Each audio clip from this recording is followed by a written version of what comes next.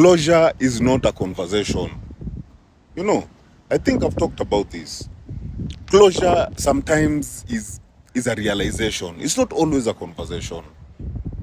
We've grown up being taught that closure comes from explanations. Mara someone has to apologize. Someone has to admit they were wrong.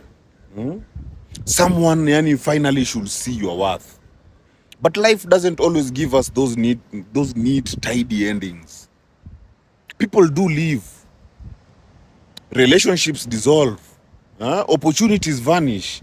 And then you're left there holding a mess of emotions with no one to clean it up but yourselves. In those moments, the only closure you have is yourself. So, you did your best. You did the best you could with what you knew then. It's easy to look back with the wisdom of hindsight and critique your choices like, why did I stay so long? Why didn't I speak up? Why didn't I see the red flags? But you were not foolish. You were just human.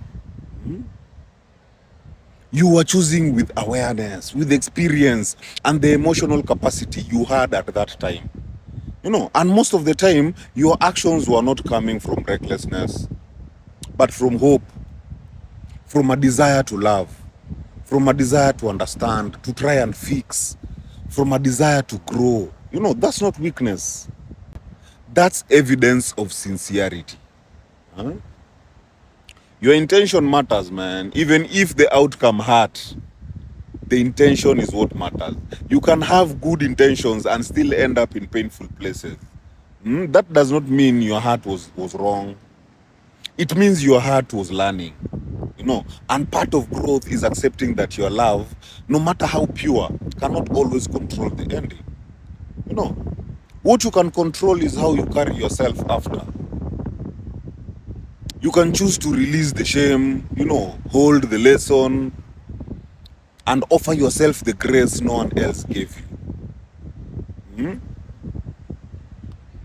When there is no apology, no explanation, no acknowledgement, manze, let your closure be, I meant well.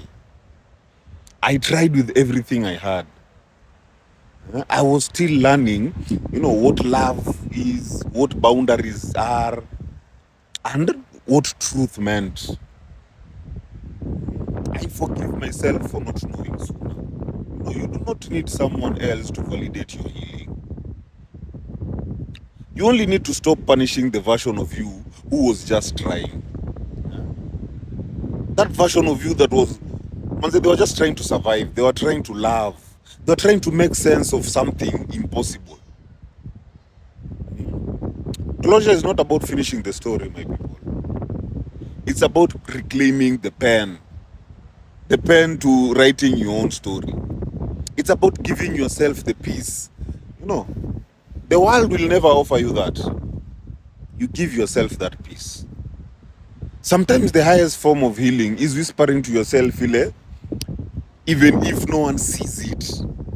You can even say it loudly to yourself, even if no one sees it.